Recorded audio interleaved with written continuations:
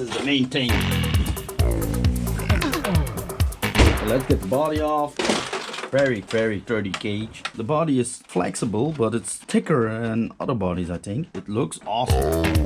So I took the cage out of the body. Look how long screws they have put in there. They have holes here, and if you look at the body, also those points. So maybe, I don't know, maybe they're making or developing something to protect the body even more here. Maybe we can 3D print something over here. So step one is complete. The drywall tape is all mounted up. I'm not going to do this because I think this is sturdy enough with all these things in there. So let's check out that center diff. If there's oil enough in there. Now we unscrew this.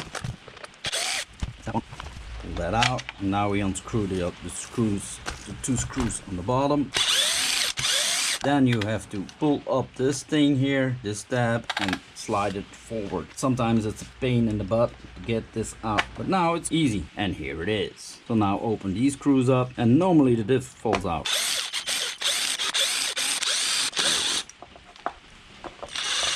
And here I got a stripped one in there already from the factory. So thanks, Arrma. So I managed to get the screw loose, but as you guys can see, there is a lot of thread lock on there. Be careful when you unscrew this, but look at the thread lock on there. I think they get it for free. Arrma listens on a lot of stuff, but not on the thread lock part. I'm pretty curious what it's in there, if there even is something in there, because we all know sometimes they tend to leak. This doesn't show any leaks, but if it's not filled up, it's not worth anything. So moment of surprise. It's starting to rain real hard, so I'm sorry for the noise. And there is something in there. Not much, but it is. See how this gasket is sitting in there. I haven't touched anything. You see that you can even see over here that it isn't mounted really good. So check your gaskets.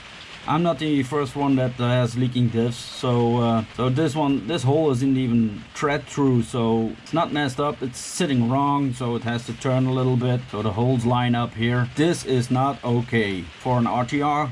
This is not okay. So what I advise here is slowly peel this thing off. Be gentle, don't break it. It's still good, but because it's tightened very hard on there, so it sticks on there pretty good. So try and get it off in one piece, then clean it up and put it on the right way. So I clean it up as good as can be, and now opening the hole here like that. So this is the diff from a friend. He bought this 2 days after mine. There was only 1 screw in the diff, so check out your diffs. I also found that this was pretty loose, so you can turn on this knob here and you can stretch it out, because there's a rubber between this, and when you screw it very tight, there's less play on this thing here. And also like this, there's less movement. So I also see that a lot of people having trouble with these things, and the wheel hits with big jumps against this thing and it tears this thing out. Most of the people throw it away after a while, so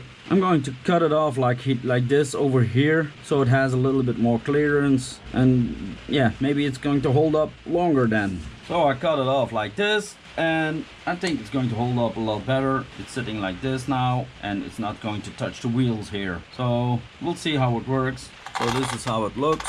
This is the second stage of the body that I did, all with special silicone on there. Put a link down below, of course, and it feels a lot sturdier. So when you run this body lots in the sand gets in these holes. These holes hold the body in place, so there's no movement like this. Drill out those holes. Why? Because the sand gets in there and then the body doesn't get off real good. So put an 8.5mm drill bit in there, and then you have room. The sand falls out here, no more body stock. Yes guys, you can see it over here. I put a Hobbywing on this Spectrum ESC and it works.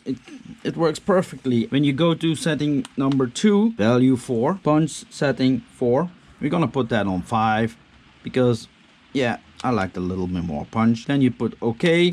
Setting 3 is 50% brake. Setting 4 is forward brake reverse. That's okay. Setting 5 is motor rotation. We're gonna let that sit on 1. And now you can see in the manual over here, BEC voltage 6 volt, and there's nothing else over here.